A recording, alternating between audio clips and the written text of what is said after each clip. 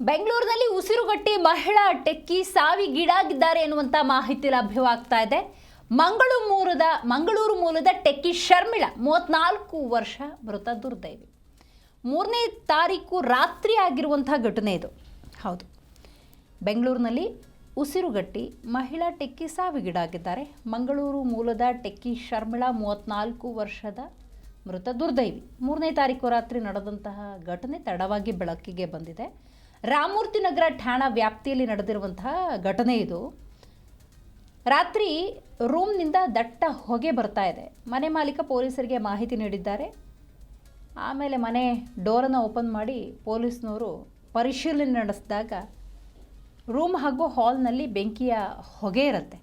ಕೂಡಲೇ ಬೆಂಕಿಯನ್ನು ಪೊಲೀಸ್ನವರು ನಂದಿಸಿದ್ದಾರೆ. ಅಗ್ನಿಶಾಮಕ ದಳದವರು ನಂದಿಸಿದ್ದಾರೆ. ಪರಿಶೀಲನೆಯ ವೇಳೆ ಶರ್ಮಿಳಾ ಅವರು ಪ್ರಜ್ಞೆ ತಪ್ಪಿ ಬಿದ್ದದ್ದು ಬೆಳಕಿಗೆ ಬಂದಿದೆ. ಆಮೇಲೆ ಆಸ್ಪತ್ರೆಗೆ ಶರ್ಮಿಳಾ ಅವರನ್ನು ಕರ್ಕೊಂಡು ಹೋಗಲಾಗಿದೆ. ಪರೀಕ್ಷೆ ನಡೆಸಿರುವಂಥ ವೈದ್ಯರು ಮೃತಪಟ್ಟಿರುವುದಾಗಿ ದೃಢಪಡಿಸಿದ್ದಾರೆ. ಅಂದರೆ ಆ ಹೊಗೆ ಆವರಿಸಿದ ಸಂದರ್ಭದಲ್ಲಿ ಹೊರಗೆ ಬರುವುದಕ್ಕಾಗದೆ ಉಸಿರುಗಟ್ಟಿ ಟೆಕ್ಕಿ ಶರ್ಮಿಳಾ ಸಾವಿಗೀಡಾಗಿದ್ದಾರೆ.